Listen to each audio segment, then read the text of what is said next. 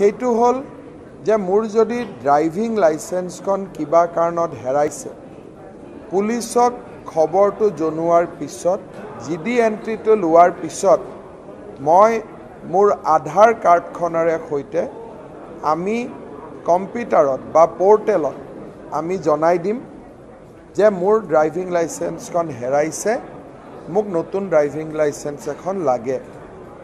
দ্বিতীয় সেই driving লাইসেন্সখন through portal কোনো কাৰ্যালয়ত নহাকৈ পোৰ্টেলৰ জৰিয়তে তাক পৰীক্ষা কৰি ইস্যু কৰিব আৰু সেইখন আমি ডাউনলোড কৰিব পাৰিম বা ভৱিষ্যতৰ কাৰণে ডিজি লকাৰত আমি থৈ দিব পাৰিম। যেতিয়াই ইচ্ছা হয় আমি উলিয়াব পাৰিম বা এয়াৰপোৰ্ট আদিত আজিকালি ডিজি লকাৰৰ পৰা দেখুৱালেও ই মান্যতা পায়।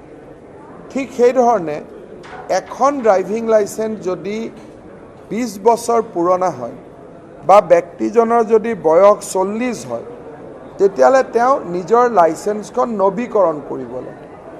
এতিয়া আমি ব্যৱস্থা কৰিছোঁ যে যিকোনো মেডিকেল প্ৰেক্টিশনাৰে আপোনাৰ স্বাস্থ্য ঠিকে আছে বুলি কোৱাৰ পিছত আপুনি আৰু দ্বিতীয় অফিচত যাব নালাগে, পোৰ্টেলত আপুনি আবেদন কৰি দিয়ক।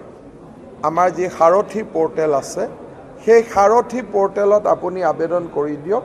24 ঘণ্টাৰ পৰা 48 ঘণ্টাৰ ভিতৰত আপুনি এই ডুপ্লিকেট লাইসেন্স বা নৱীকৃত লাইসেন্সখন আপুনি লাভ কৰিব। আমাৰ টাৰ্গেট আছে যে 31 ডিচেম্বৰত আৰু 8-9টা সেৱা আৰু 31 মাৰ্চত দ্বিতীয় অফিচৰ প্ৰায়বোৰ সেৱা আমি ডিজিটেল মাধ্যমলৈকে লৈ যাম যাতে কোনো মানুহে চৰকাৰী অফিচত আহিব নালাগে। কাৰণ চৰকাৰী অফিচত আহিলে যে ঘোষ দিব লাগিব সেইটোৱে কথা নহয়, কোনোবাই লয় কোনোবাই নলয়, কিন্তু অহা যোৱা কৰোঁতে যিটো মেণ্ডেজৰ ক্ষতি হয়, আহিব লাগে এদিনত কামটো নহ'লে দুদিনত আহিব লাগে, এই গোটেই সমস্যাবোৰ সমাধান হ'ব। ডুপ্লিকেট লাইসেন্স আৰু নৱীকৃত লাইসেন্স বিচাৰি বছৰি 2 লাখ মানুহ দ্বিতীয় অফিচত আহে।